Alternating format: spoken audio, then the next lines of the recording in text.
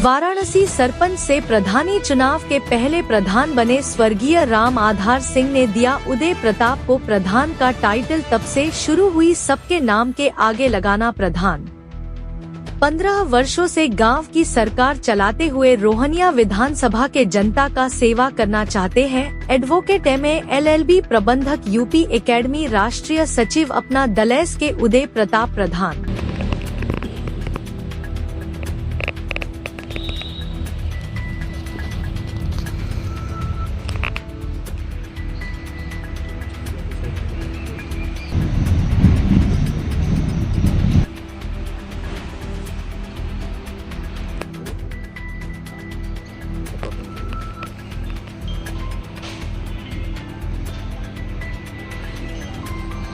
जल्दी थोड़ा जल्दी करिएगा ना।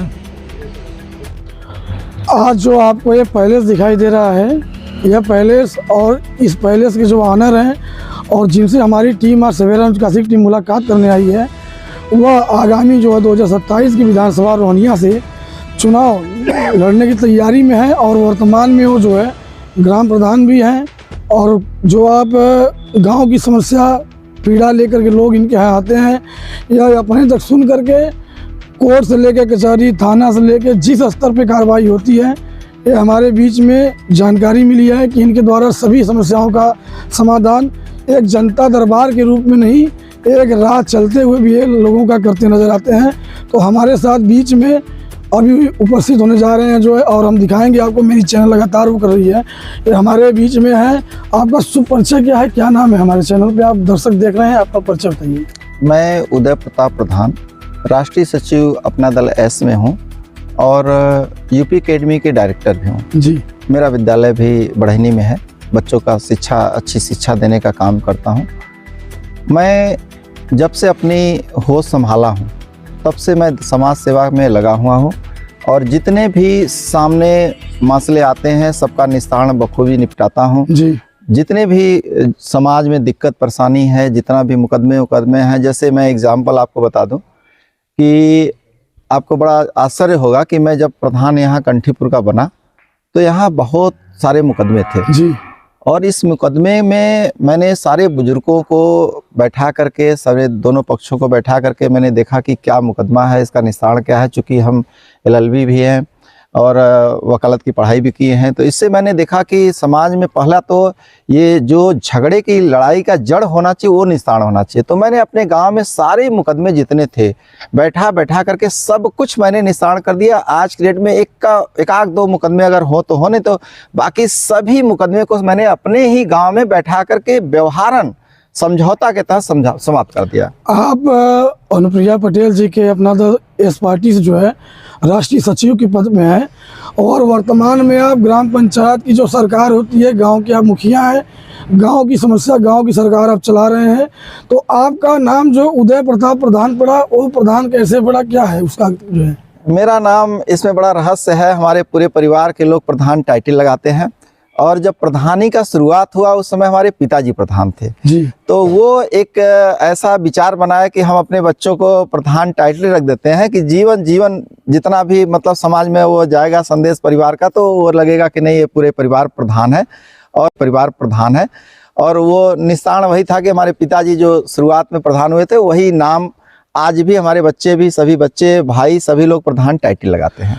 आप जो है गांव की सेवा करते करते जो है आप गांव से उठ करके आप विधानसभा में जाने की तैयारी कर रहे हैं, तो उसकी क्या एजेंडा रहेगी, आपकी क्या एजेंडा रहेगा, जनता के बीच जाएंगे? चूँकि देखिए मैंने जब गाँव को संभाला तो मुझे लगा कि नहीं यही सीमित नहीं होना चाहिए।